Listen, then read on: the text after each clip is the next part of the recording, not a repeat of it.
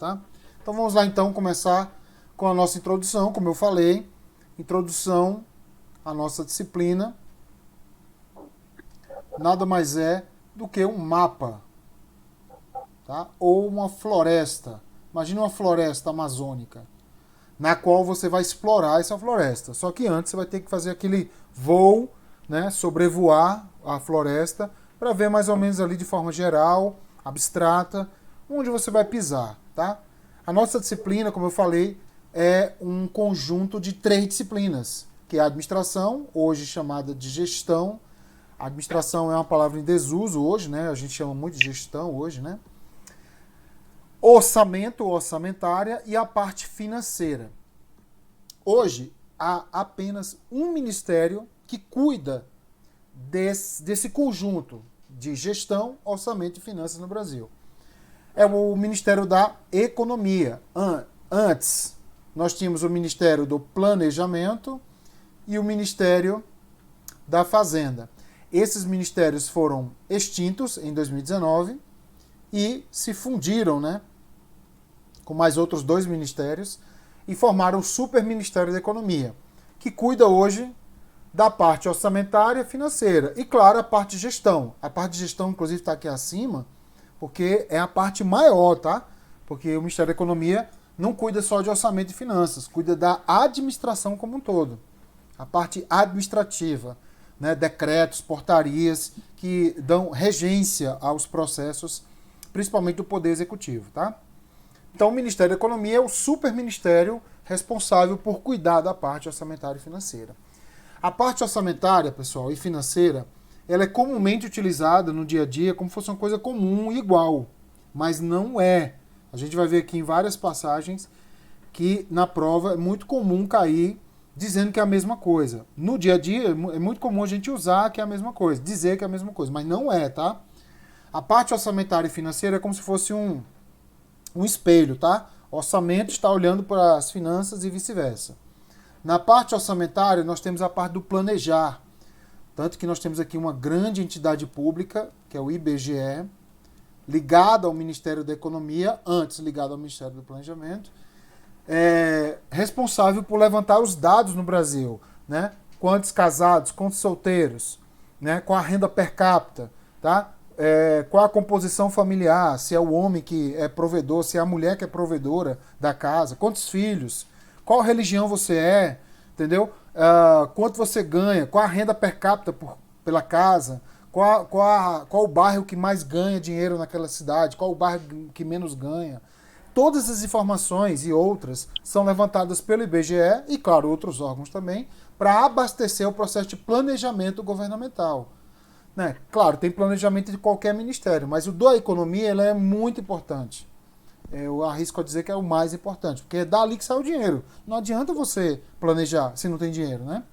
É aquele velho meme, né? Tem um meme que fala assim, eu sou a melhor pessoa do mundo em planejar viagens com dinheiro que eu não tenho. Entendeu? Então, quando a gente vai deitar assim, a gente planeja ir para Dubai. Todo mundo planeja isso. Mas o dinheiro é o complicado, né? Na parte financeira, nós temos a expressão fazenda. Fazenda é uma expressão utilizada para a questão financeira no nosso país e no mundo, tá? Então é como se fosse um espelho, ó. Planejar é orçamento, fazenda é a parte financeira. Temos também a parte creditícia. Então o orçamento é crédito, não tem dinheiro no orçamento, tá, gente? Orçamento é planejar, tá? Enquanto na parte financeira, nós temos o recurso, que é o dinheiro vivo.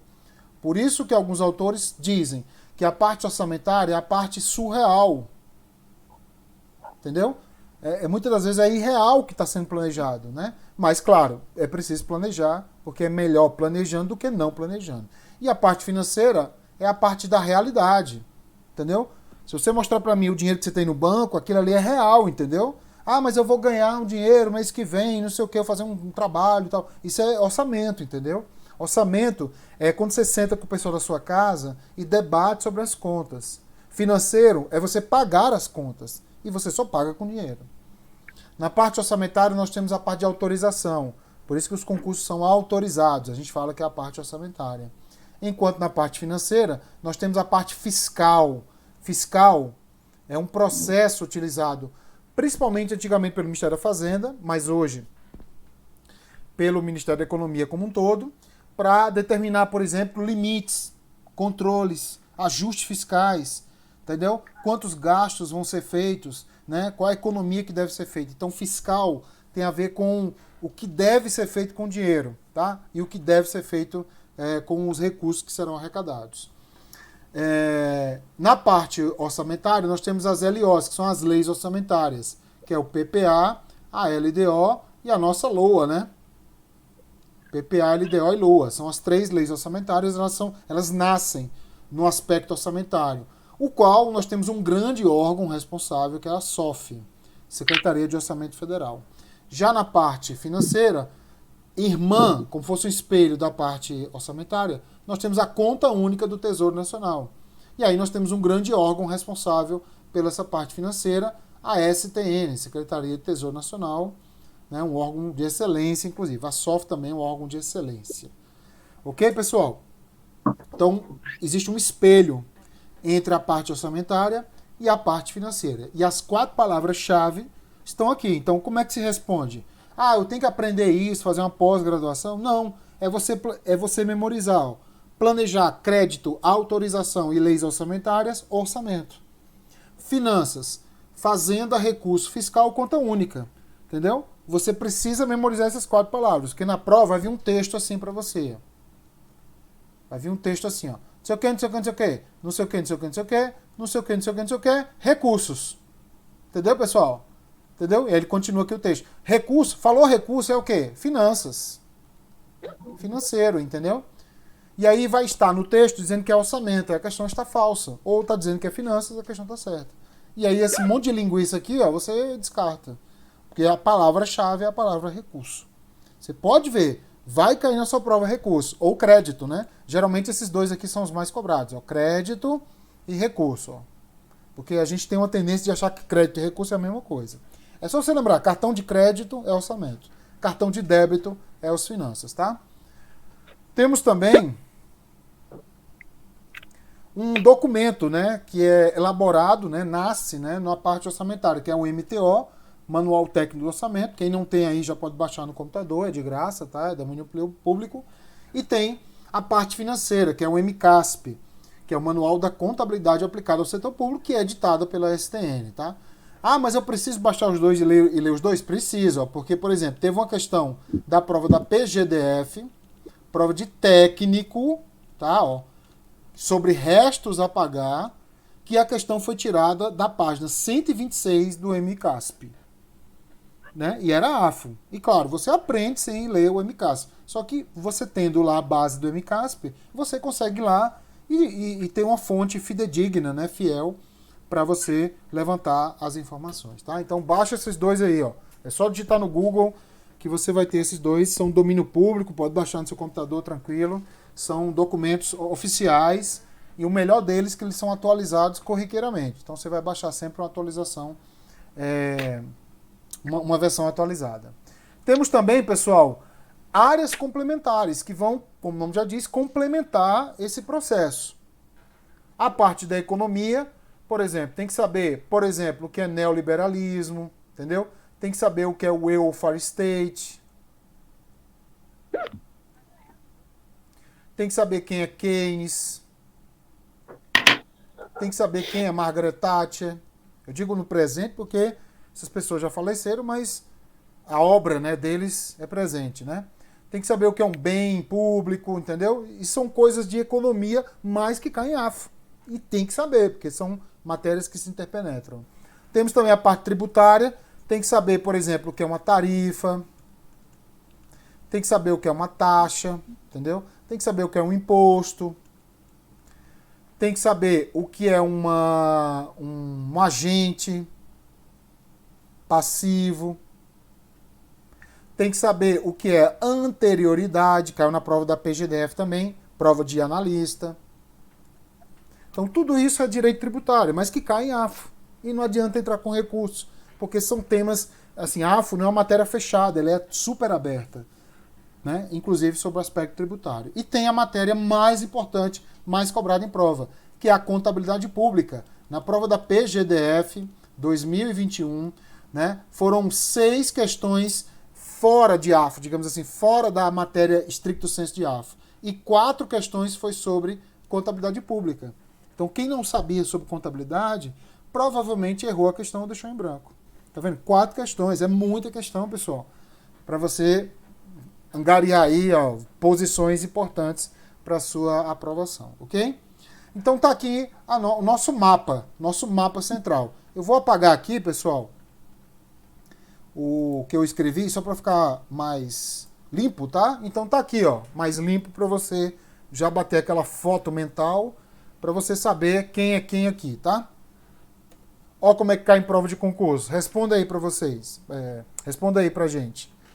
Considera-se definição dos termos crédito e recurso no contexto da técnica orçamentária. É correto afirmar que a execução financeira trata da utilização de créditos consignados na LOA. Certo ou errado? Não sei, não. Podem escrever também, tá? Ó, todo o texto aqui é linguiça. Ó. Crédito e recurso é o mais importante, distribuindo a questão orçamentária e financeira. Ele quer só a execução financeira. Então tem que cortar a parte orçamentária. E na parte financeira, nós não temos créditos e nem LOA, né? No lugar de crédito é recurso. E no lugar da LOA é conta única do Tesouro Nacional, dando sempre exemplo da esfera federal, Tesouro Nacional. Então a resposta está falsa, pessoal. Então, ó, como é que estuda para concurso depois da aula? Ficar só lendo? Não, ó, tem que trabalhar. Estudar é trabalhar também. No sentido laboral, entendeu? Né? No sentido mental. Então você vai colocar assim, ó. Na parte orçamentária, parte financeira. Ó. Você vai escrever isso nos seus mapas, nos seus resumos. Ó. Né? Na parte orçamentária, nós temos a parte de planejar, enquanto na parte financeira é a fazenda. Na parte orçamentária, nós temos a parte do crédito. Na parte financeira, a parte de recurso. Na parte orçamentária, nós temos o aspecto de autorização, enquanto na parte financeira nós temos o fiscal. Na parte orçamentária nós temos as leis orçamentárias. Na parte financeira, a conta única do Tesouro Nacional. Tá vendo? Rápido, eficiente, direto ao ponto, fazendo com que você, por exemplo, acerte a próxima questão. Leia e me diga se está certo ou está errado.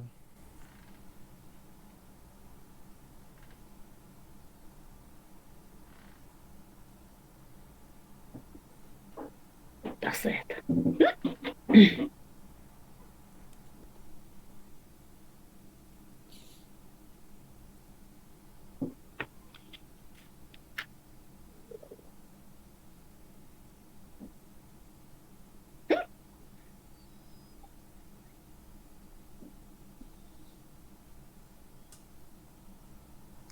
Questão correta, né, pessoal? Falou crédito, tem que lembrar do quê? Planejamento, autorização, né? Leis orçamentárias. Aí ele fala, designa o aspecto orçamentário, correto, né? Representa a dotação ou autorização, são sinônimos, tá? Dotar e autorizar é a mesma coisa. Ou a sua descentralização. Lembrando que descentralização também tem no recurso, tá? Já recurso, por outro lado, é usado no aspecto financeiro, correto? Indicando dinheiro ou saldo, tá vendo? Ele vai usando sempre sinônimos. Por isso que é legal fazer exercícios, para você ir abastecendo sua semântica, né? Abastecendo seu aspecto até do linguajar da matéria. Aí você já aprendeu, opa, saldo, se ele colocar é igual dinheiro, que é igual recurso, né? Que é a disponibilidade financeira. Logo, crédito e recurso são duas faces da mesma moeda. Aqui é a viagem dele, tá? Não se preocupe, não. O fato de falar que crédito e recurso são duas faces da mesma moeda, isso é uma viagem dele aqui. Mas a questão está correta, né? Ó. Então veja, de novo você responde as questões só pelas palavras-chave. E um texto desse tamanho aqui, essa prova foi adaptada, tá? Não é de julgamento em si, mas só tinha essa questão que nos interessava aqui. Então uma questão desse tamanho, gigante, né? Mas você consegue pontualmente nas palavras. E aí acertou a questão e passou, né? Beleza. Bom, o nosso orçamento, ele nem sempre foi assim, tão bom, bacana e tal, né, cheio de pormenor. Ele começou de forma muito rústica, tá? nós tivemos dois tipos de orçamento no Brasil. O orçamento tradicional e o clássico. Na verdade, nós temos mais, tá? Mas aqui nos interessa confrontar esses dois aqui. Que é o orçamento tradicional ou clássico ou o programa moderno. A lei, ou a regra, que foi a divisora de águas, foi a Lei 4.320 de 64. Quando essa lei foi editada, começou-se a ter, digamos assim, um declínio desse orçamento, e aí houve, a partir dessa lei, um aumento, né, da preocupação com os programas do governo. Mas se cair em prova de que essa lei garantiu, ó, atenção, ó, garantiu, 3 pontinhos, o orçamento do programa, aí a questão está falsa. Uma lei não ia garantir o orçamento do programa, pessoal. Países no mundo tiveram que editar inúmeras leis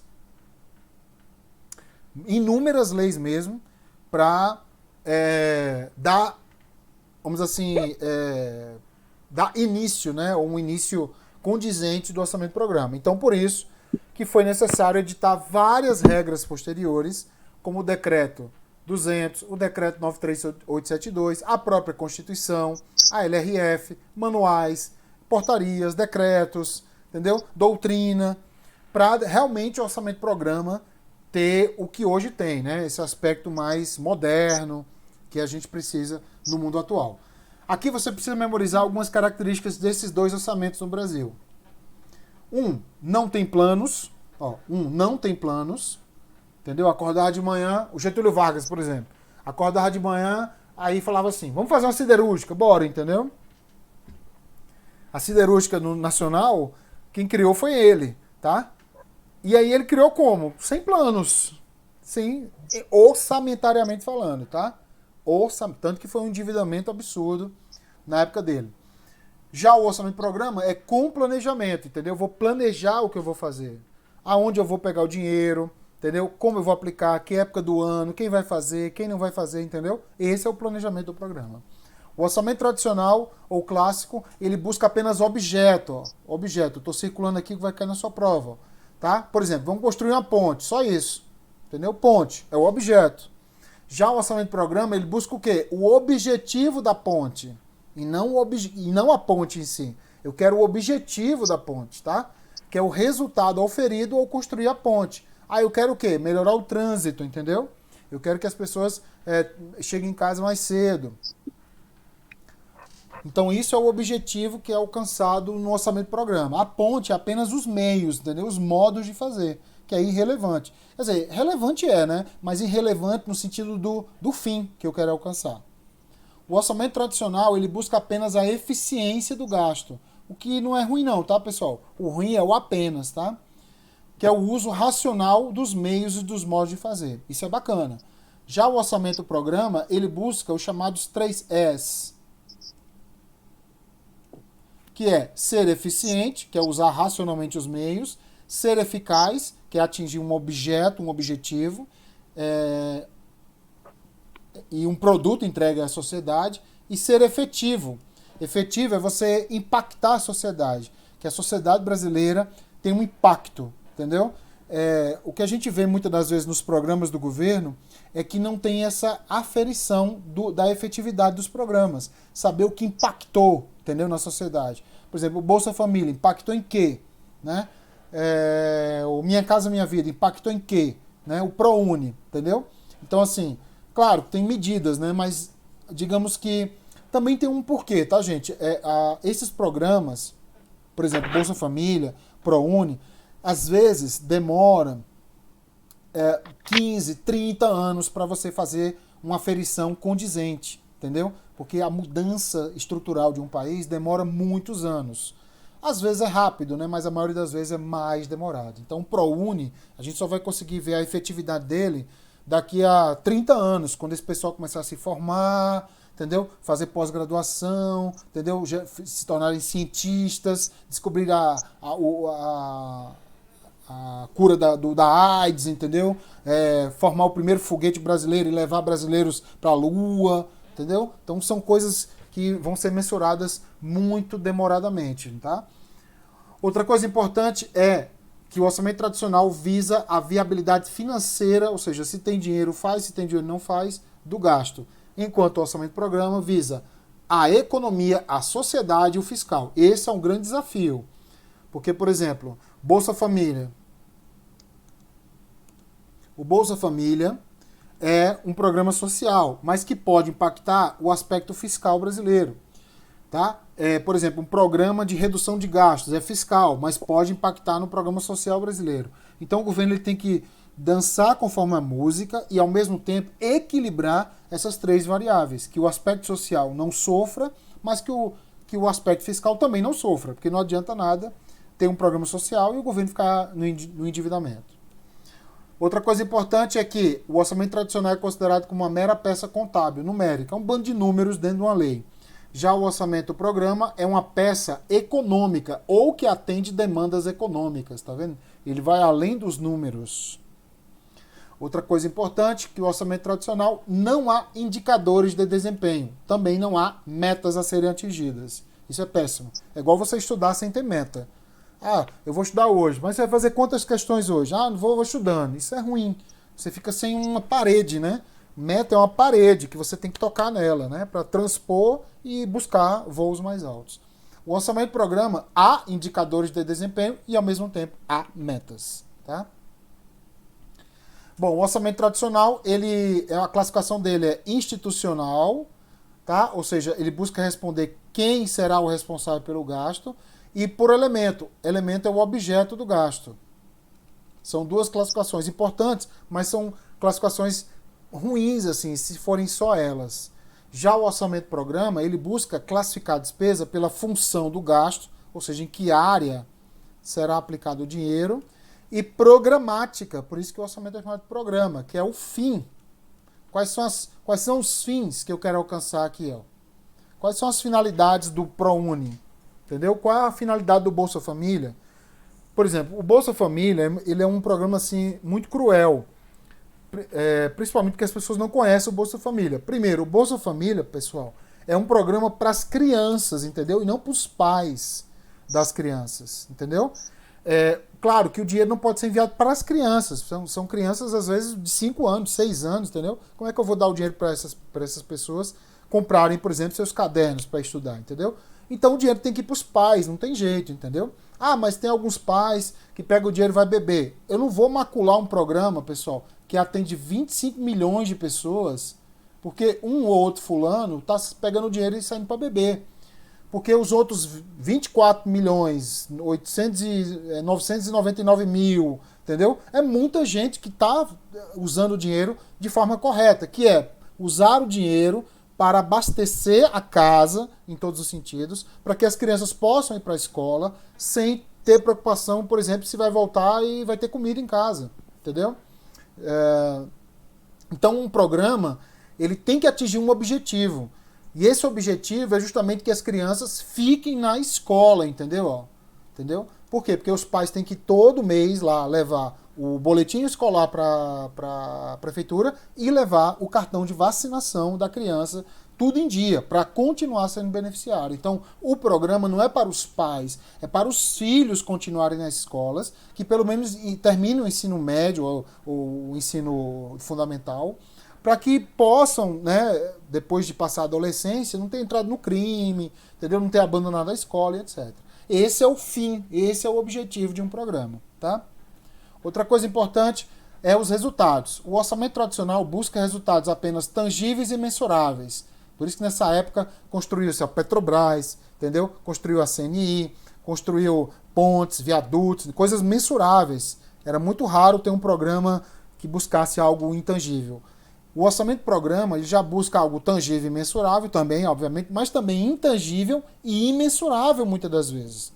No sentido de cálculo, entendeu? Mas isso não é empecilho, não impede que haja esses programas dentro do orçamento governamental. Por exemplo, cultura. Eu quero que as pessoas melhorem a cultura no Brasil, que sejam pessoas mais culturadas, entendeu? Frequentem mais museus, cinemas, né? Guardar as proporções do dinheiro que se gasta, né? Mas esse programa cultural, como é que você vai medir com cálculos matemáticos a cultura de uma pessoa, entendeu? Não tem como. Então são coisas que são intangíveis e ao mesmo tempo imensuráveis, que podem fazer com que você tenha problemas na hora de você calcular, entre aspas, o quão bom é aquele programa. Mas isso não é impedimento de você não tê-los. Entendeu? Programas culturais, educacionais, né? Principalmente para pessoas, por exemplo, programas culturais para pessoas deficientes. Entendeu? Onde muitas das vezes o aspecto do cálculo para que a pessoa, você consiga identificar a melhora dessa pessoa, demora-se às vezes 20 anos, né? Dependendo da sequela que a pessoa tenha mental ou física, muitas das vezes a perspectiva de melhora não é nem visível, não é nem calculável, é apenas uma questão social. De uma pessoa deficiente, por exemplo, estar frequentando um programa de natação, interagindo com as pessoas, entendeu? Então, vai além da questão de cálculo, coisa que o tradicional só buscava isso. Bom, o orçamento tradicional, clássico, ele se aproxima muito, mas não é, mas ele se aproxima muito do chamado laissez-faire. É uma expressão francesa que, para a nossa matéria, significa neutralidade. É como se o orçamento não fizesse falta. Se não tivesse, não fazia falta. Porque ele tem essas características aqui, ó, são características moribundas, entendeu? Elas não geram coisas boas, entendeu? Só por elas em si. Elas são chamadas próprias dos chamados neoliberais. Já o orçamento programa, ele é um orçamento que nasceu principalmente depois da Segunda Guerra Mundial e é intervencionista, tá? Ele vai intervir na nossa vida, próprio dos chamados keynesianos. O John Maynard Keynes, economista britânico, criou uma teoria na qual o mundo adotou, principalmente em meados do século XX, por conta das crises, guerras, etc., para que o Estado fosse mais intervencionista na vida do cidadão, criando uma rede de proteção social, uma rede de proteção jurídica, para que as pessoas tivessem onde cair, digamos assim, né? Para que elas não caiam no chão, propriamente dito. Que tem uma rede de proteção ali, e essa rede é chamada de Estado, tá? Pessoal, alguma dúvida aqui?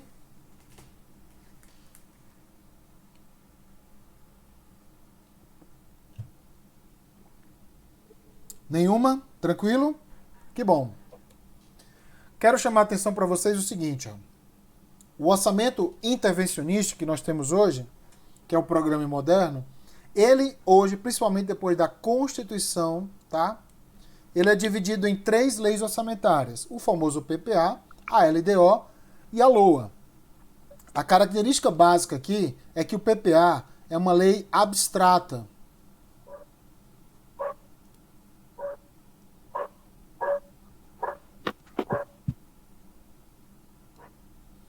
É uma lei totalmente abstrata. Ela é uma lei genérica. Entendeu? Vamos melhorar o país, vamos fazer... É coisa muito genérica, tá, gente? Aí eu preciso ter uma lei que prepare. Então a LDO é a chamada lei preparatória. Ela vai pavimentar o caminho daquilo que é abstrato para ser executado por meio de uma LOA, que é uma lei mais concreta. Uma lei mais objetiva. Inclusive mais próximo do cidadão brasileiro. Quando essas 3 leis se conjugam, e elas têm que se conjugar, não tem outra opção, a gente chama isso aqui de orçamento programa. Então o que é o orçamento programa? É a conjugação, entendeu? É o alinhamento entre as 3 leis orçamentárias. Uma mais abstrata, uma que prepara, cria o terreno, e a outra que executa, que é a lei orçamentária anual. Outra coisa importante do orçamento programa é que dentro dele, nessas leis orçamentárias, nós vamos ter as diretrizes, que são os caminhos ou nortes traçados pelo governo. Temos também os programas, que é o conjunto de ações que atendem uma demanda. Esses programas, inclusive, vão estar no PPA. Os objetivos, que são os fins a serem alcançados. Temos os indicadores, que é a metodologia para medir o desempenho. Tá? Por exemplo, a metodologia que você vai utilizar é um cálculo matemático, é uma regra de 3, é uma aferição visual, é uma observação, é uma entrevista com as pessoas, pessoal. Então, a metodologia é para medir o desempenho do programa. Eu posso fazer uma entrevista com as pessoas que são beneficiárias. Por exemplo, ProUni. Se você é beneficiado do ProUni, tem uma bolsa, eu vou perguntar para você, olha, você está gostando, tá legal, tá atrasando, não tá? Aí eu vou te perguntar.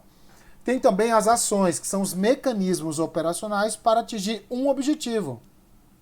Eu costumo dizer que as ações são as rodas, né, do objetivo. O objetivo é o carro, as ações são as rodas, né?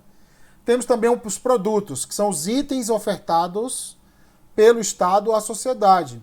Ou até ele mesmo, tá? O Estado ele também oferta para ele mesmo. Então o produto é o item, entendeu? No caso do ProUni é a bolsa de estudo, é a bolsa, né? E temos também a meta, que é a parcela quantitativa e qualitativa de um objetivo. Entendeu?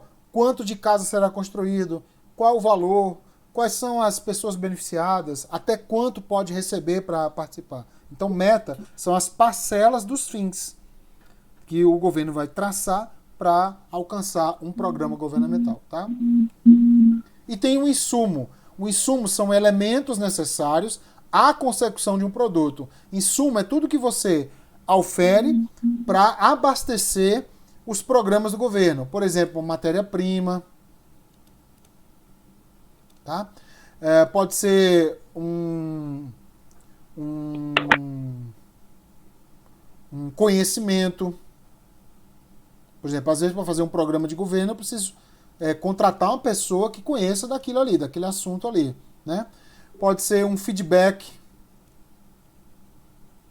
que eu fui, por exemplo, muitas das vezes, não sei se vocês já viram, né, ou lembram que viram, por exemplo, alguns vereadores, deputados, às vezes no Brasil aqui, né, viajam, por exemplo, lá para Hong Kong, entendeu? Para saber, por exemplo, como é que é o metrô de lá. Eles viajam para lá, passam uma semana para ver como é o metrô, para trazer essa tecnologia para o Brasil. Então o que eles estão fazendo? Eles estão trazendo conhecimento, entendeu? Quando eles vão lá, passam uma semana, comendo bom e melhor, né? Obviamente, né? Mas enfim, eles vão lá, conhecem lá o sistema e trazem para aqui. Acontece muito com o transporte público, né? O Brasil adota muita coisa que vem lá de fora, então nada melhor ir lá. Isso é um insumo, entendeu? O insumo, então, é um elemento necessário para que você faça um programa, por exemplo, de melhoria de transporte de massa no país, tá? Olha como cai em prova, pessoal. Essa questão você colocaria qual alternativa? A letra A.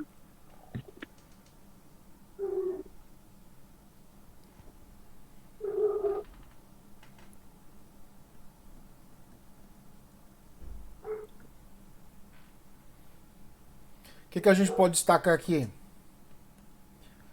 Orçamento público, que visa a aquisição de meios e por utilizar como principais critérios classificatórios unidades administrativas e os elementos, que é a mesma coisa de unidades orçamentárias, de despesa e o próximo orçamento público, que se caracteriza por realizar a alocação de recursos visando a consecução de objetivos e metas e por utilizar como principal critério função e programa. Então, no primeiro caso aqui, ó, no primeiro orçamento, tradicional. Então, poderia ser esses dois aqui, né? E o segundo orçamento, nós temos o orçamento programa. Então, só pode ser a letra A. Tá vendo? Então, você já vai na palavra-chave. Falou meios, falou objetos, falou sem planos, é o tradicional. Falou planos, falou objetivo, aí você está falando do programa. Próxima. Tá aqui os 8 elementos do orçamento programa: diretrizes, programas, objetivos, indicadores, ações, programas, produtos, metas e insumos. Aí ele fala: a definição de uma metodologia para medir o desempenho, medir o desempenho, e os elementos necessários para a consecução de um produto, aquilo que você auferiu na vida para produzir, se referem respectivamente a quê aqui, pessoal?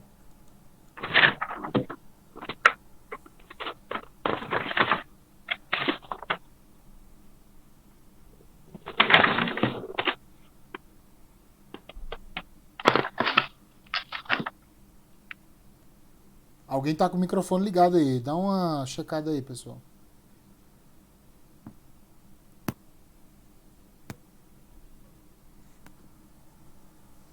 Quando ele fala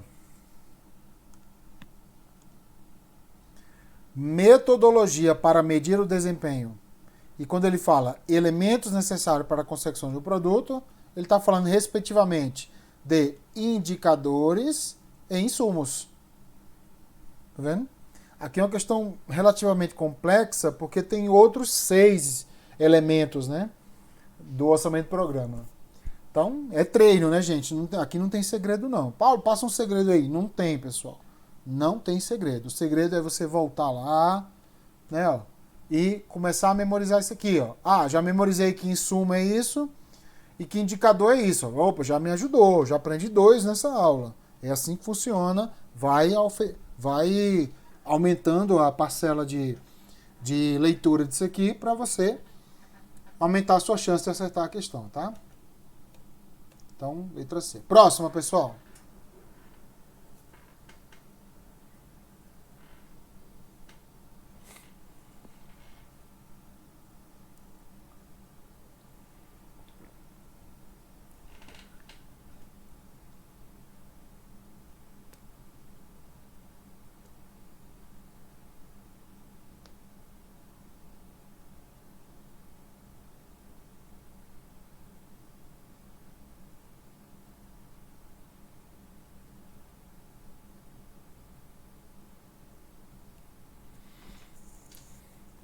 Resposta correta. Nós temos aqui o orçamento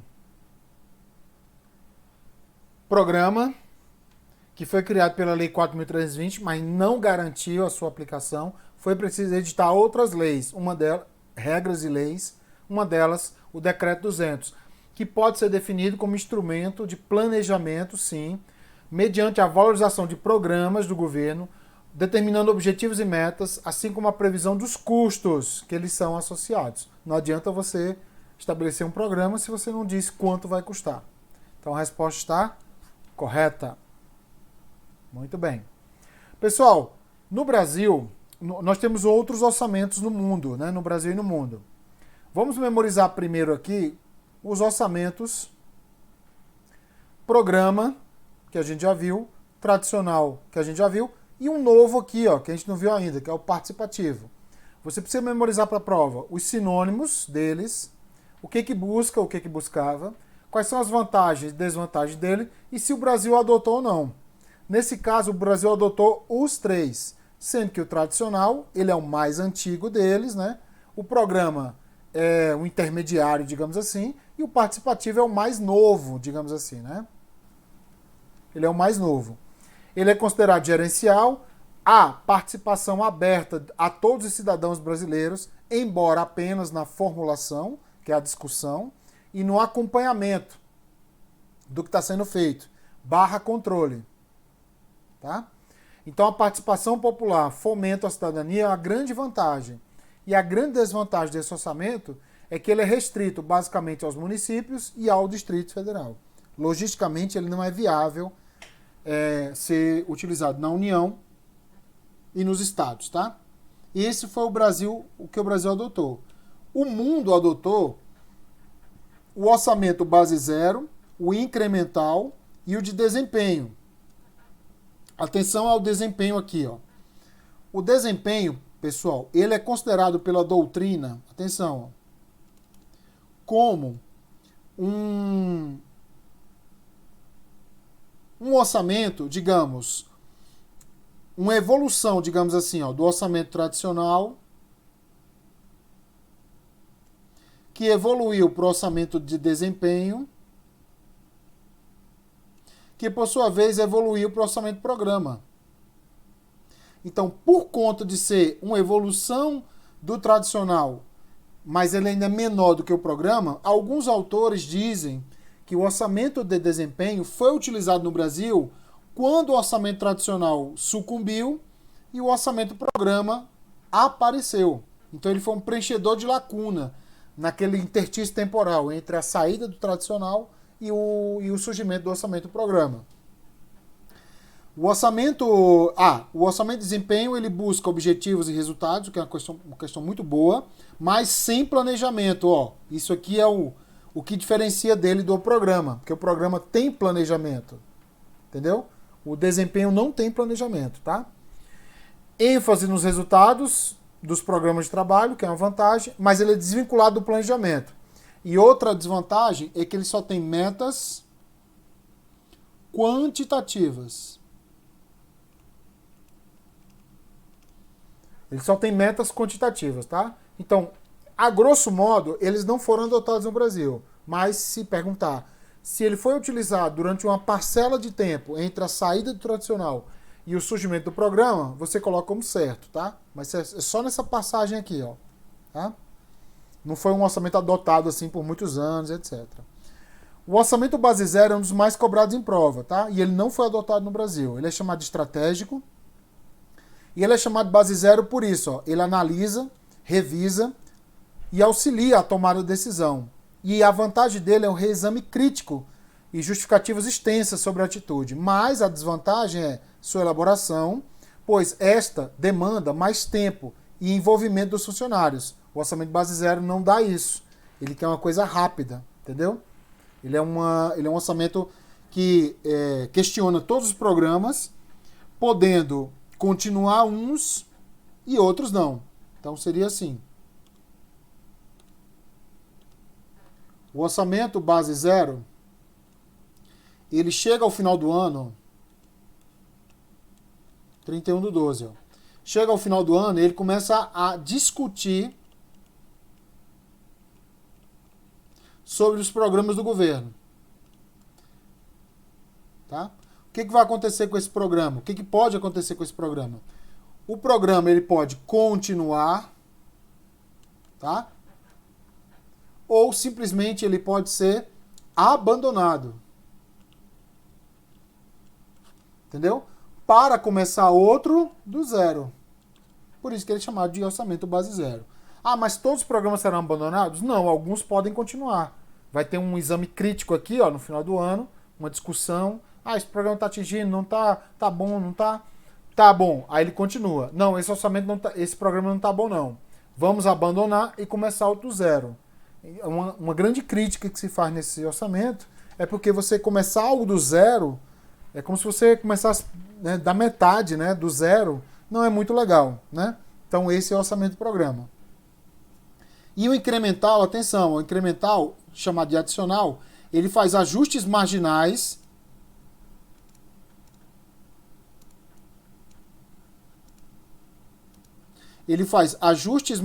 na receita e na despesa, e ele atualiza e corrige receitas e despesas em relação ao ano anterior, como vantagem, mas há ajustes meramente marginais, ou seja, numéricos, sem levar em conta aspectos ambientais. Então, muito comum em prova ele dizer que o orçamento incremental ele é uma evolução do orçamento base zero. Falso, pessoal. O base zero e o incremental, eles são água e óleo, entendeu? Porque o base zero, ele abandona programas. Ele pode abandonar programas. O incremental, ele não abandona, ao contrário, ele adiciona algo. Entendeu? Por isso que muita atenção neles, tá? E o orçamento base zero, incremental e desempenho, tirando esse adendo aqui de que o desempenho foi utilizado nesse interstício temporal entre a saída do tradicional e a chegada do programa, esses três orçamentos aqui, eles não foram adotados em nosso país, como orçamentos governamentais. Sobre o orçamento participativo, mais informações sobre ele. Ó. Em regra, pela logística e operações complexas e peculiares, é recomendado e aplicável apenas ao DF e aos municípios. Atenção nisso aí. E as diferenças do orçamento programa e o participativo é que este tem participação dos cidadãos e conselhos, embora apenas na elaboração e aprovação, que é a discussão, tá? E no controle, que é o acompanhamento, na avaliação do programa. Cuidado! E o cidadão aqui, ó, ele não participa da execução do orçamento, tá, gente? Ó. Por que ele não participa da execução? Ele não vai fazer licitação e tal. Porque ele não tem conhecimento técnico para isso. Então fica a cargo de quem já tinha essa obrigação de fazer. Outra coisa importante, aumenta a participação cidadã, né? E a democracia indireta. Cuidado, é indireta, tá? Não é direta, não. Democracia indireta porque você está dando só opinião sobre algo. Você não está obrigando ninguém a fazer. Como eu falei, é aplicado ao DF e ao município apenas e não diminui, isso aqui cai muito em prova, ó, não diminui a competência dos poderes, minha gente. O executivo, ele elabora o orçamento. O legislativo, ele aprova o orçamento. Quando o cidadão ele participa, dá um pitaco, né, do que ele quer no orçamento para o ano que vem, eu, como deputado, eu posso pegar a opinião dele, simplesmente jogar no lixo e fazer minha aprovação do jeito que eu quero, entendeu? Então, cuidado. A participação do cidadão não diminui os poderes da República, tá? Os poderes da República sobre o orçamento. Faça a questão a seguir, por favor, pessoal. Vocês já estão certa ou errada?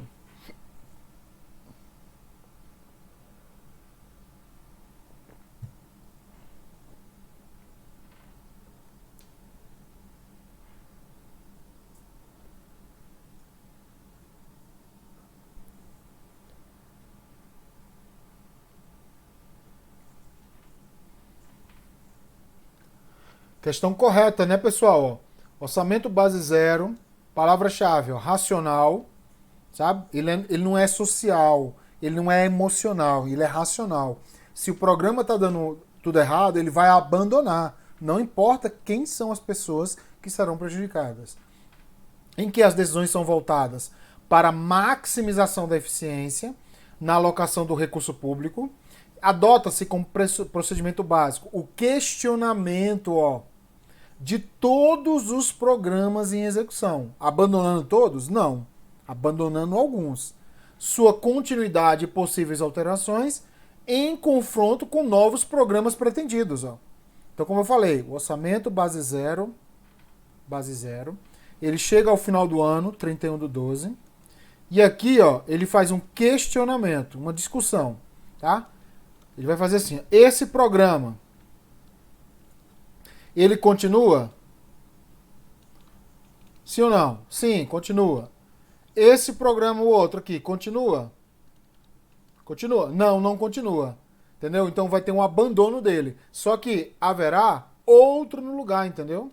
Já na agulha. Para substituir esse aqui.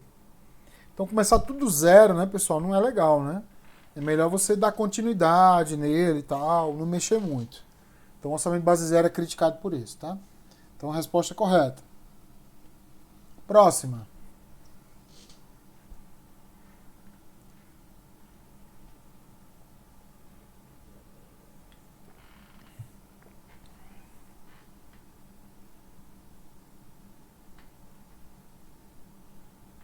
O orçamento incremental tem como base as receitas e despesas ocorridas no período anterior, sobre as quais são feitos ajustes marginais. Marginal é aquele que vem ao lado, tá, gente?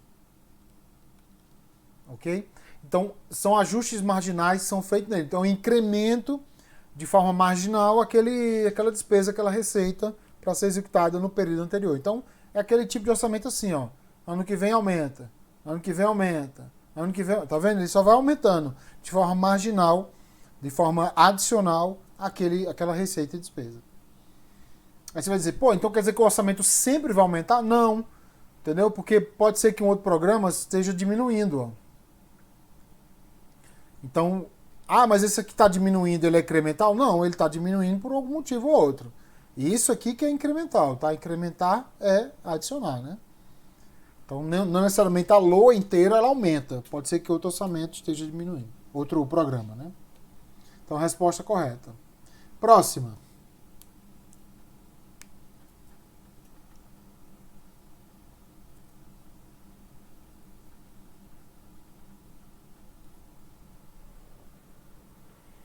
Qual a alternativa correta?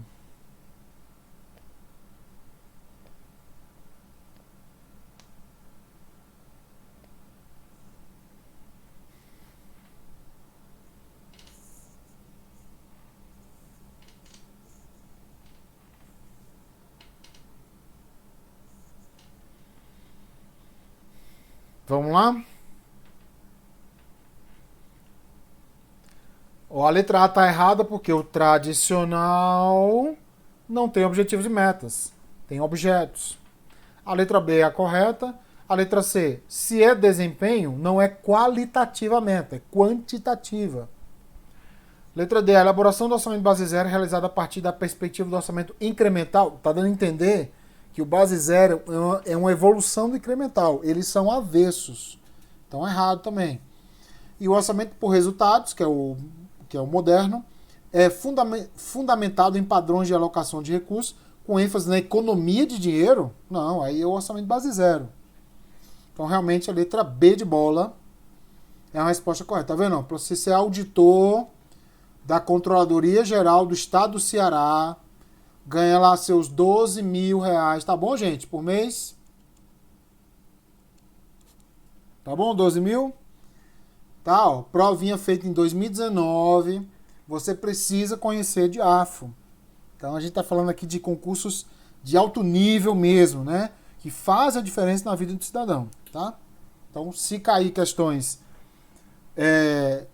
na sua prova que você quer, que vai surgir aí, CGU, TCU, MPU, que seja, o nível vai ser daí para baixo, entendeu? Não vai ser mais do que isso.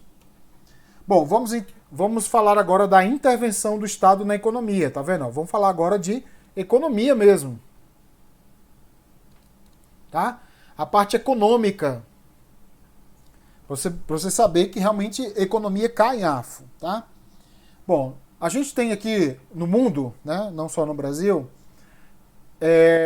de 1400 e bolinha a 1930, a gente tinha chamado liberalismo no mundo.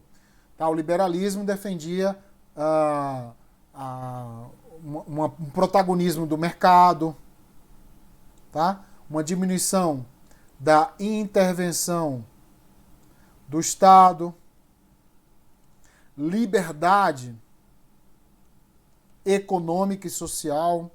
Isso aqui é um problema grave no Brasil.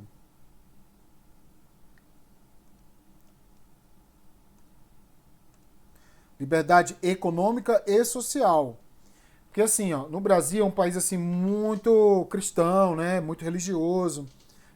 Guardadas as proporções, tem país mais doido, né? Mas assim, o Brasil é um país assim religioso, mas uma religião assim, vamos dizer assim, discutível, digamos assim, no sentido, dá para você sentar com a pessoa e debater com ela, né? Não é tão radical. Só que assim, o liberalismo, ele defende a liberdade mesmo das pessoas, no sentido mais amplo que você imaginar. Não adianta ser só liberal na economia, porque você precisa ser liberal também na sociedade. Por exemplo, no Brasil não se pode... o aborto, por exemplo, ele é criminalizado. Não deveria ser no liberalismo, tá? Porque quem decide que vai abortar ou não é a mãe, entendeu? Esperemos que as mães não façam isso, né? Mas quem decidir é ela e não o Estado, entendeu? Usar drogas, quem tem que decidir se vai usar drogas ou não, guardadas as proporções de que tipo de droga vai ser, é a pessoa e não o Estado. Entendeu, pessoal? Por exemplo, eutanásia. Quem decide que vai ter eutanásia ou não é a pessoa. Se eu quiser tirar minha vida, eu posso tirar minha vida. É um desejo meu, de foro íntimo. Então isso eu tenho certeza que muitos de vocês se espantaram aí com o que eu estou falando, mas é isso mesmo. Isso é liberalismo no sentido extremo da palavra. Porque não adianta ser só liberal na economia, privatizando, por exemplo, entendeu? Fazendo concessões, diminuindo o tamanho da máquina. Isso é um liberalismo econômico. O liberalismo ele tem que ser também social. Eu não estou dizendo que abortar e usar droga é certo não, tá, gente? Estou dando uma explicação do que é liberalismo. Todo mundo aí é adulto, sabe o que eu estou falando, né? Enfim, então é isso, tá? Por exemplo, numa redação de concurso, você pode abortar isso. Desculpa. Foi mal. Você pode abordar isso, entendeu? Que o liberalismo, ele tem que ser um liberalismo completo. Não adianta ser liberal na economia e ser fundamentalista social. Porque aí, no final, as duas coisas vão se chocar lá na frente. Não estou dizendo também que o liberalismo é certo, não. Eu só estou dando o que é o liberalismo. O liberalismo se pontuou no mundo até 1930. 1920, 1930. Só que aconteceu duas coisas aqui, ó. Aliás, três coisas. Primeiro, fim da Primeira Guerra Mundial, o mundo inteiro quebrado. Crise da Bolsa de Nova York, quebrou o mundo inteiro também. E a derrocada da Revolução Industrial. né, as fábricas inglesas assim muito grandes começaram a demitir gente, não começaram a vender mais e etc. Há a boca pequena de que a Primeira Guerra Mundial foi justamente países da Europa invadindo países da África para colonizar esses países, para se tornarem compradores de produtos produzidos pela Inglaterra. Inglaterra, França, justamente porque havia uma derrocada nesses produtos. Ninguém estava mais comprando. Por exemplo, você comprava um carro, não tinha por que você comprar mais um carro, entendeu? E aí a indústria não tinha mais o que produzir. Então, isso aqui fez com que a economia e a sociedade tivesse uma derrocada absurda. Desemprego, gente passando fome. Estou falando na Inglaterra, viu, gente? Estados Unidos, países sempre foram ricos, né? Assim, foi um caos, entendeu? Aí eles chamaram aqui, em meados da década de 30, um camarada chamado Keynes. Tá? O John Maynard Keynes. Esse camarada, ele foi chamado por esses grandes, né, presidentes desses países, chefe de Estado, chefe de governo, para falar assim, Keynes, no socorro aqui, ó, eu tenho um país assim, quebrado, com muita gente desempregada, e o que eu faço? O Keynes falou, não, vamos criar um sistema no qual haja um amparo das pessoas, que as pessoas se sintam amparadas quando, por exemplo, perderam emprego. Quando as pessoas perderam emprego, vão perder emprego, tudo bem, mas quando perderam emprego, tem um seguro-desemprego, tem uma previdência social, entendeu? Surgiu o welfare state, do John Maynard Keynes. Guarda esse nome aqui, ó. Tá? Ah, mas eu vou fazer prova de técnico. Não se engane. Vai cair prova de técnico também. O welfare state é um sistema estatal no qual defende um amparo das pessoas, tá? A assistência das pessoas, tá?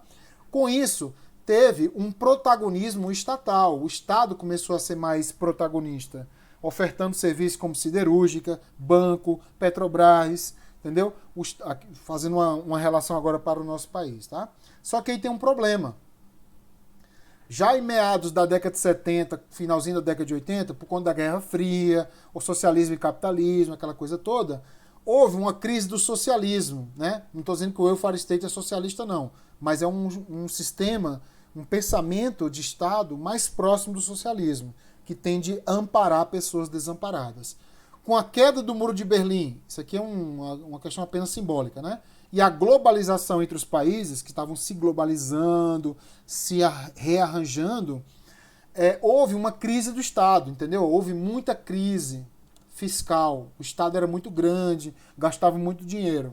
Então surgiu um neoliberalismo, que é um liberalismo mais uma roupagem nova, digamos assim, né? No qual, de novo, tinha que voltar o quê? O mercado, né? O mercado ser mais protagonista, diminuir a intervenção do Estado, né, na vida do privado. Deveria ter uma liberdade mais econômica e social das pessoas, as pessoas que têm que dizer o que querem ou não, entendeu?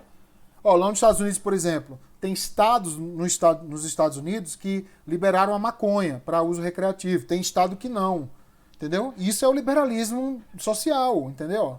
Tem estado que fala, não, aqui nós temos pessoas que não vão se entupir de drogas, então eu vou liberar a droga, entendeu? Tem estado que fala, não, nós somos conservadores, ainda não dá ainda para liberar. Não liberaram ainda, entendeu? Então isso é um modelo, digamos assim, mais próximo do liberalismo mesmo, tá? Aqui no Brasil estamos gateando nisso aí, tá? Então, por conta desse movimento, que são esses dois aqui que nos interessam, esse aqui e esse aqui, onde surgiu uma mulher, né, na Inglaterra, Margaret Thatcher. Essa mulher, ela não foi a criadora do neoliberalismo, não, mas ela foi a precursora, em 1979, da implementação do neoliberalismo. O que queria isso? Ó? As escolas de pensamento, então, viraram o John Maynard Keynes, então você pode ser keynesiano hoje, e você que é o welfare state, né? E o neoliberalismo, que é o New Public Management, da Margaret Thatcher, que é menos intervenção do Estado no mercado, ao contrário do welfare state, que defende mais intervenção do Estado no mercado. O que você precisa saber para a prova? Os mecanismos que são utilizados até hoje, né, no Brasil é um welfare state. O Brasil assim, doutrinariamente, ele não adotou o welfare state, não, tá? Mas ele teve algumas variáveis, digamos assim, do welfare state, principalmente na época do Getúlio Vargas, na época do Lula também, da Dilma, né? Então, mais gastos sociais, mais gastos primários, mais subsídios e regulação estatal de preços. Por exemplo, o botijão de gás, pessoal, como é que tá o botijão? O botijão de gás está 130. Aí você pensa assim, Paulo, tá caro? Tá, mas é o preço real dele, pessoal. Por que real? Porque no liberalismo, já que este governo se auto-intitula neoliberal, né? O preço dos produtos são determinados pelo mercado.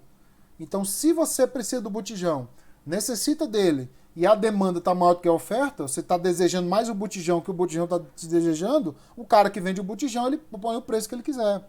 Incluindo aí, obviamente, custos, tributos, etc. Então, a relação é demanda e oferta. No welfare state, eu vejo que esse cidadão não tem condições de pagar 130. O que o governo faz, então? Ele subsidia. O que é subsidiar? Ele manda dinheiro, vou dar um exemplo bem simples. Ele manda dinheiro ao cidadão, ele manda, por exemplo, R$70 para o cidadão. Então, o cidadão ele vai ter que desembolsar do bolso dele, né? Estritamente do bolso dele, R$60, entendeu? Só, entre aspas, só R$60, porque 70 foi dado pelo governo.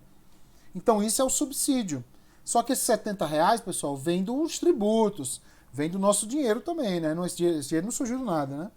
E o fomento ao consumo interno e ao pleno emprego. Já os mecanismos do neoliberalismo é menos gasto social, então menos gastos primários, menos subsídios e regulação mercantil.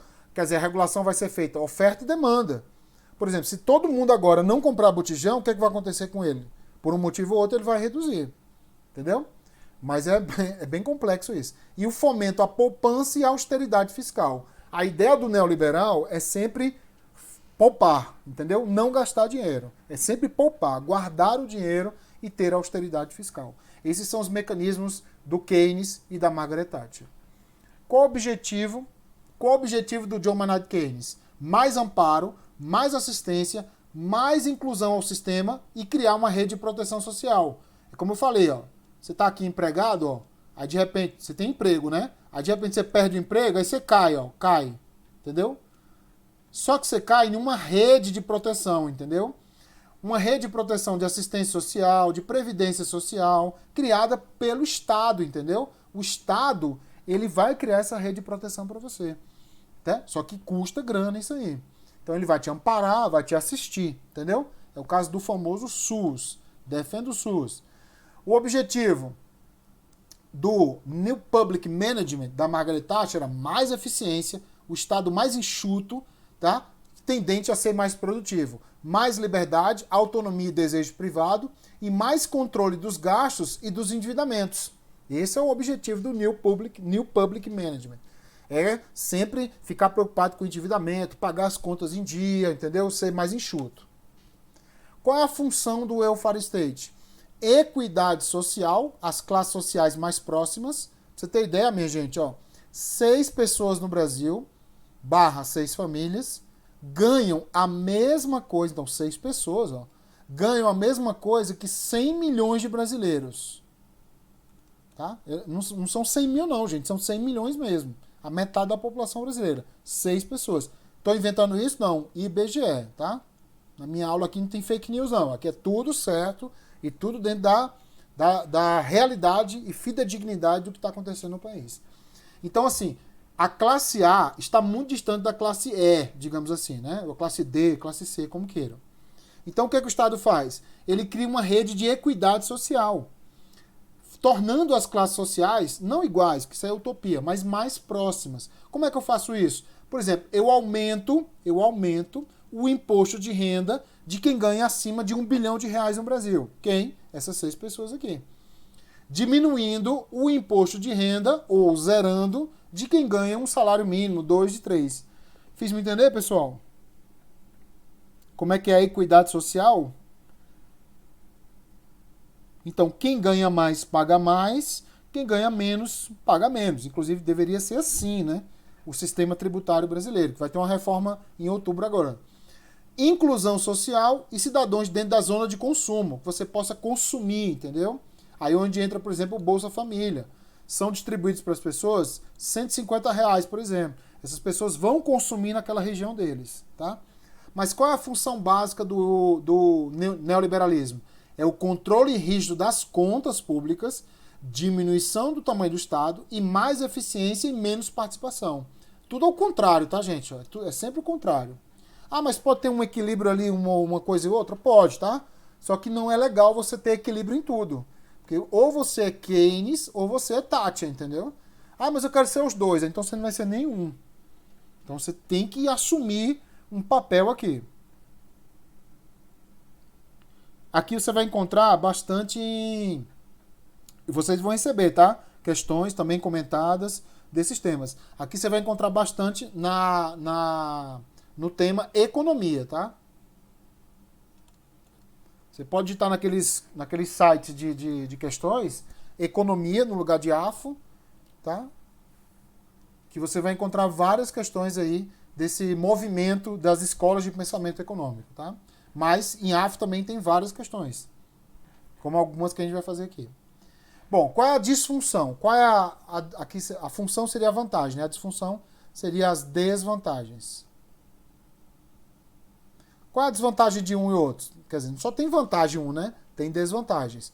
Uma das maiores desvantagens do welfare state é o maior endividamento e o maior déficit fiscal do Estado. O Estado tende a se endividar mais e tende a aumentar o déficit. Eu costumo dizer que o welfare state é tipo assim, ó, você é uma pessoa que ganha muito bem, passou no concurso, ganha 20 mil por mês, tá?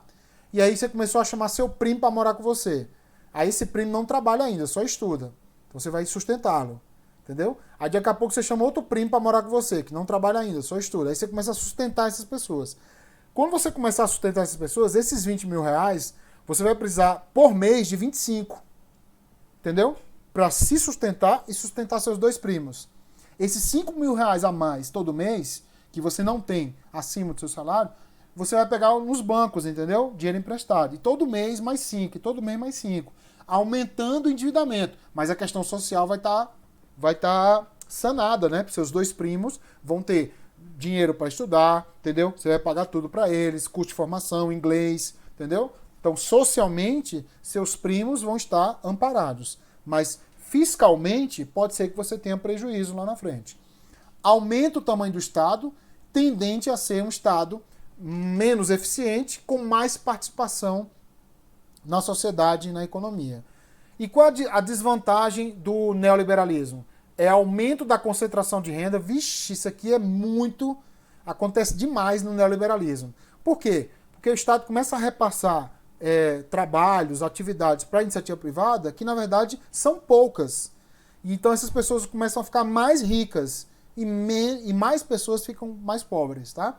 Mais exclusão da zona de consumo, porque o Estado não vai te amparar mais, e cidadãos estão fora da zona de consumo, como eu falei, tá? Então é um sistema mais exclui mais, né? Mas, em compensação, as contas públicas ficam em dia. O welfare state, ele inclui mais, mas, em compensação, as contas não ficam tão boas assim, tá? Podemos dizer, então, que no welfare state a participação do Estado é mais ativa na vida do cidadão. Enquanto no neoliberalismo a participação do Estado é mais passiva na vida do cidadão. É a chamada mão invisível. Mão invisível. Você só sente o Estado ali, entendeu? Por exemplo, você vai comprar uma passagem aérea hoje. A relação entre você e a empresa aérea é entre você e a empresa aérea. O Estado não vai entrar no mérito, entendeu? Ah, mas a empresa está cobrando pela passagem. Você que tem que saber. Ah, mas está cobrando para marcar o assento. É você que tem que saber. Ah, mas a empresa está cobrando para despachar bagagem. É você que tem que saber. Ah, a empresa está cobrando para fazer o check-in. É você que tem que saber. Então a relação entre você e a empresa aérea é uma relação, digamos assim, aberta, sem intervenções do Estado. Ah, mas a empresa aérea está passando a perna em mim, entendeu? Aí entra o Estado. O Estado ele vai entrar como se fosse um juiz de boxe. né? Os dois estão se degladiando lá. Você querendo um desconto, a empresa aérea querendo te passar a perna, querendo ganhar dinheiro com você, e você querendo um desconto e tal. E aí um tá passando a perna no outro, entendeu? Aí o Estado vai lá, opa, alguma coisa está ilegal aqui. Aí o Estado vai lá, por meio da ANAC, criando certas condições ali. Aí depois criou, a ANAC sai de novo. As relações do neoliberalismo são relações liberais, são de liberdade entre você e a empresária. Ah, mas a empresária está me enganando. Não compre dela, entendeu? A relação tem que ser entre oferta e demanda, e não uma imposição do Estado. Tudo bem? Bom, para não errar em prova, a gente pode falar assim, ó, no welfare state há uma tendência do Estado ser maior e o mercado, a iniciativa privada, ser menor. O Estado, então, ó, ele começa a pegar serviços e ações, né? Vamos colocar aqui, ó, bens e serviços, tá? São, entre aspas, vamos dizer assim, importados do mercado para o Estado. O Estado começa a pegar esse serviço. Banco, entendeu? Ó, banco, entendeu? Saúde, cuidar de estrada. Tá? Isso aqui é um welfare state. Estou dizendo que o Brasil é assim hoje não, tá? Por exemplo, cuidar de aeroporto, tá? Tudo isso o Brasil, principalmente na década de 60, 70, 80, 90, pegou para si, entendeu? Aí o cidadão brasileiro, ó, ele tá aqui no meio. Aí o Estado começa a ofertar esse serviço aqui, ó, muitas vezes até de graça, entre aspas, porque a relação entre o tributo que você paga e muitas das vezes o serviço que você tem é uma relação desproporcional, no sentido numérico. Vamos dizer assim, você paga, por exemplo, 10 mil reais ano de tributo e você recebe do Estado, muitas das vezes, 100 mil reais ano, entendeu? Por exemplo, você pagou R$ 1.000 de imposto, você recebe 2 mil reais de vacina. Então, o que você recebeu de vacina no ano, você, seus filhos, não paga o tributo que você pagou para o Estado. Entendeu? A relação numérica. Estou falando de qualidade de serviço não, tá? Então, você vai agora para onde? Para debaixo da asa do Estado, ó. Entendeu? Usufruindo desse serviço. Com uma desvantagem, que é a ineficiência, mas com a vantagem de ser equitativo. O que é equitativo? Equitativo é o presidente da Ambev poder ter saúde, pagar um plano de saúde, o presidente da Ambev pode comprar um hospital para ele, entendeu? Mas você também tem saúde. Entendeu, pessoal? Tem alguns problemas? Tem, mas é melhor do que não ter, tá? Vai por mim, tá? Você pode reclamar do SUS quando quiser, mas é melhor ter o SUS do que não ter, tá? Até porque o SUS não é só aquele atendimento básico, de emergência, péssimo, que a gente sabe que tem, tá? Pelo número de pessoas. Saúde, ou seja, o SUS, é vigilância sanitária, é vacinação, entendeu? Desenvolvimento de estudos para melhorar a saúde. Então, a SUS no Brasil é muito mais do que só passa na TV, tá? Então, assim, o que é equidade? É o presidente da Ambev ter saúde e você também. Não vamos entrar na qualidade da saúde, tá? Mas que você tem, tá? Bom, o que é o New Public Management, ou seja, a nova gestão pública, que é o neoliberalismo?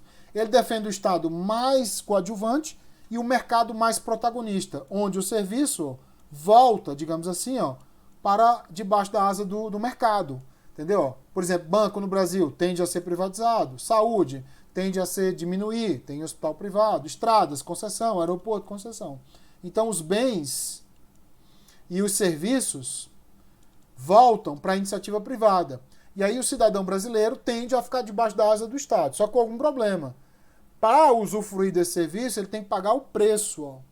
E muitos não têm um preço para pagar, não têm um valor para pagar.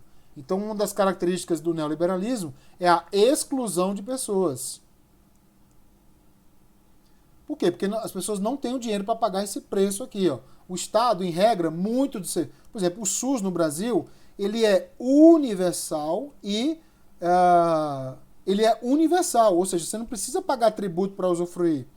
Por exemplo, se um morador de rua chegar a um hospital público, ele vai ser atendido. E ele não paga tributo, o morador de rua, tá? Aqui não, o morador de rua vai chegar no hospital privado, ele vai ser escorraçado, né, pessoal? Né? Então ele vai pagar o preço e aumenta a iniquidade. Iniquidade é justamente essa exclusão, tá? Mas qual é a vantagem? Mais eficiência. Quando você usufrui de um serviço privado, tende a ser mais eficiente, porque ele é mais enxuto, ele é mais rápido, entendeu? Gasta-se menos, né? E etc. Tudo bem? Então essa é uma característica basilar do welfare state e do New Public Management, com suas vantagens e desvantagens. Faça essa questão aqui, por favor, pessoal.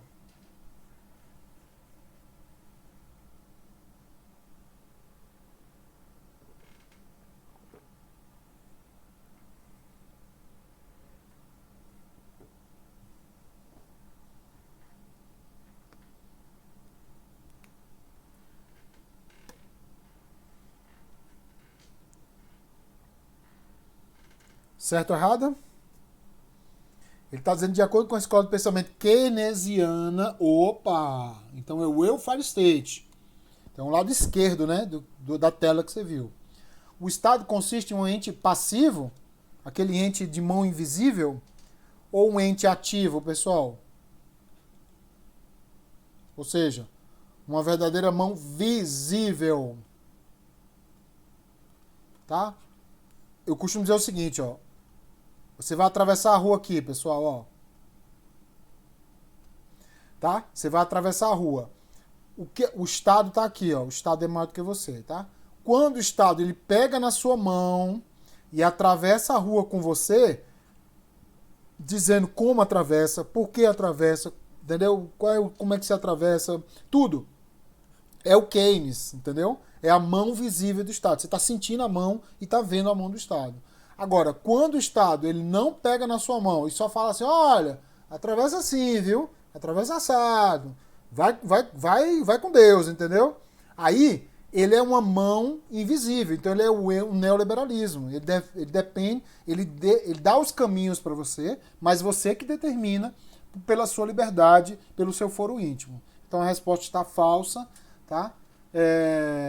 Ele é um ente ativo na vida das pessoas, cuja base é o orçamento equilibrado, não é a tendência que haja um desequilíbrio, um déficit, tá?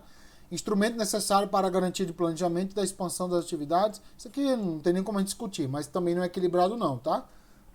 No Keynes há um desequilíbrio mais presente na vida do orçamento governamental, beleza? E assim terminamos nossa aula. E aí, pessoal? Um tema bastante vasto, a gente viu aqui 1 hora e pouquinho e deu para você sentir como é que vai ser cobrado na sua prova. Espero que com essa aula, com todas as tarefas que você vai cumprir, você consiga embasar seu conhecimento e tornar realidade os acertos nas questões. Alguma dúvida, pessoal?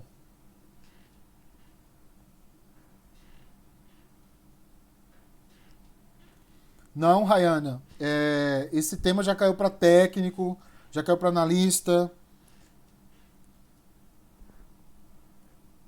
Ó, essa questão aqui, ó, foi para a Secretaria de Gestão, né, do Estado do Espírito Santo e a prova foi para analista, não foi para auditor não.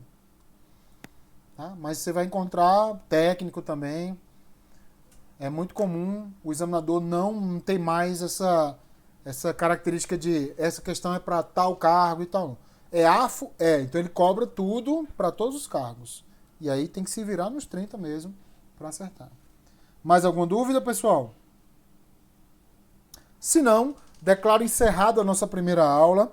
Foi muito legal nossa primeira aula, para você sentir como é que vai ser, tá? E claro, gente, cumpra as tarefas, tá? Reveja a aula, faça os simulados, responda as questões, faça todas as tarefas que no final do curso, com certeza, sua performance melhorará, né? Seu desempenho vai ser além do esperado e sua produção, né? Na hora da resolução das questões vai ser muito melhor.